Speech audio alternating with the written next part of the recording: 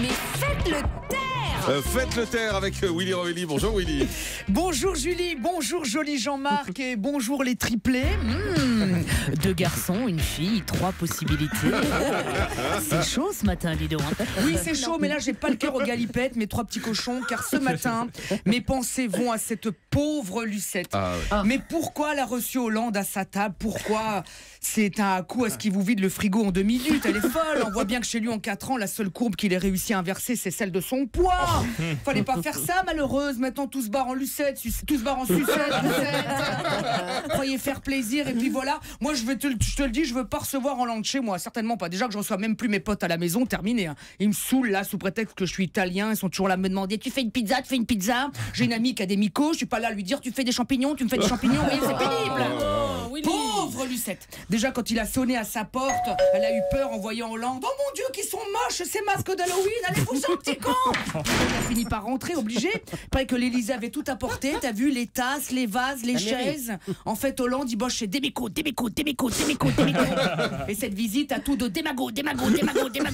Petit jeu de mots, merci.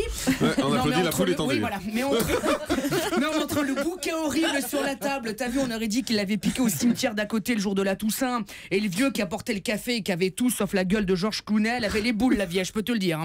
En plus, apparemment, elle avait mis son joli dentier, quand on vous dit qu'il aime pas les sans-dents, le Hollande. Enfin, il paraît que l'Élysée lui a dit ce qu'il fallait dire, mais ils lui ont pas dit qu'il fallait pas le dire. C'est con, hein.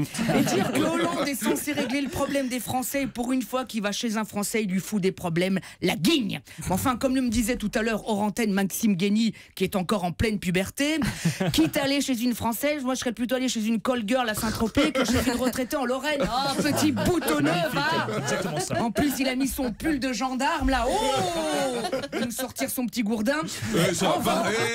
Attention pour l'amende. Je préfère quand vous suivez le texte plutôt que quand vous improvisez. D'accord, vous avez raison. Pauvre Lucette.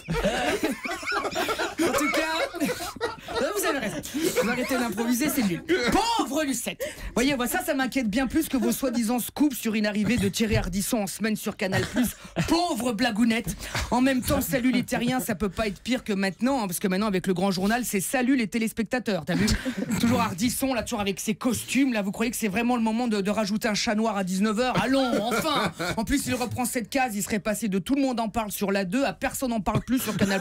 Pauvre galipette.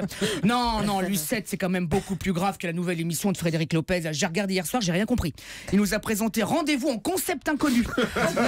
Isabelle Mergo, mieux des chroniqueurs, elle se croyait en Papouasie, parle pas français, si, tu comprends rien, mais c'est normal. En tout cas, une deuxième partie qui marche bien. Tout le monde ne peut pas en dire autant. Enfin, on se comprend. Des fois, il faut sortir du texte en revanche. Courage, Lucette. Et moi aussi. Voilà. Courage, Lucette. Vous avez reçu Hollande à votre table. Depuis, vous n'êtes plus dans votre assiette. Pauvre assiette. À mardi. Merci beaucoup, Willy. Qui jouera son show chez vous, à Levallois-Perret. Voilà, chez les Balkany, à Levallois-Perret, le 13 novembre.